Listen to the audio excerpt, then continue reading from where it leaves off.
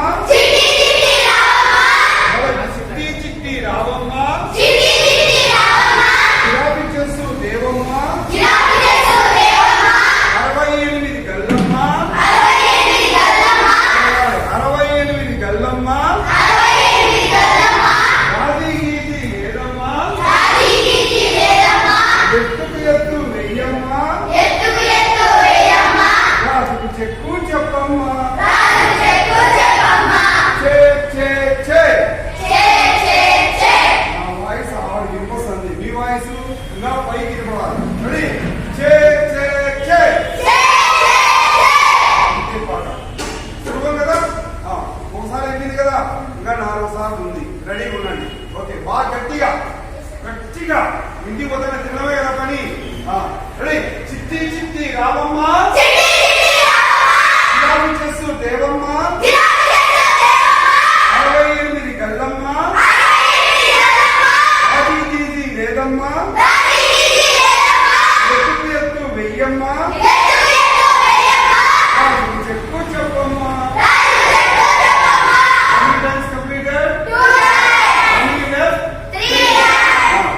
చిట్టి చిట్టి రావమ్మ, చేస్తూ దేవమ్మ, 68 గల్లమ్మ, ఆది తీసి లేదమ్మ, ఎత్తు వెయ్యమ్మ, చెప్పు చెప్పమ్మ.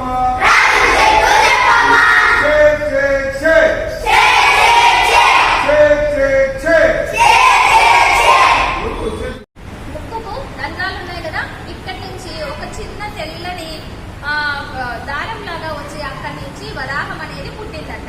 వరాహము అవతారం అనేది పుట్టింది. క్షణాలలో అది ఒక పెద్ద ఏనుగుగా పరిమాణానికి పెరిగింది. పెద్ద పెద్దగా ఏనుగు మాదిరిగా పెద్ద అవతారం అనేది రూపం అనేది వచ్చేసిందంట. బ్రహ్మదేవుని ముక్కు రంధ్రము నుంచి చిన్నగా పుట్టినదే చూడండి వరాహము. ఆ వరాహము సముద్ర గర్భంలోనికి చొచ్చుకుపోయింది. హిరణ్యాక్షుడు గమనించాడు. వరాహంతో పోరుకు తలపడ్డాడు. అంటే అక్కడ ఉన్నది మహావిష్ణువే అని తెలుసుకొని అప్పుడు ఏం చేశాడు ఆ రాక్షసుడు కూడా, ఓహో నువ్వేనా ఇక్కడ ఉన్నది, సరే నీతో నేను యుద్ధం చేయడానికి సిద్ధమే, నువ్వు ఎక్కడికి పోతే నేను అక్కడికే వస్తాను అని చెప్పి అక్కడికి ఆయన కూడా వెళ్ళిపోయాడు.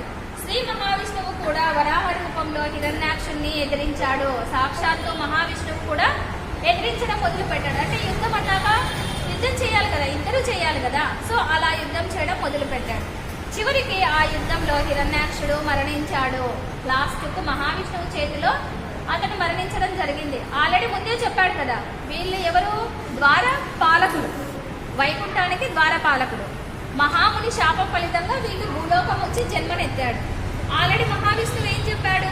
మీరు 3 జన్మల అనంతరము శాప విమోచనం జరిగి మీరు మళ్ళీ ఇక్కడ వైకుంఠంలో ద్వారపాలకుల్లాగా వస్తారు అని చెప్పారు. అది కూడా మీకు 3 జన్మలు కూడా, 3 జన్మలలో మీరు యుద్ధం చేసేది నాతోనే యుద్ధం చేస్తారు, నా చేతిలోనే మీరు వధించబడతారు.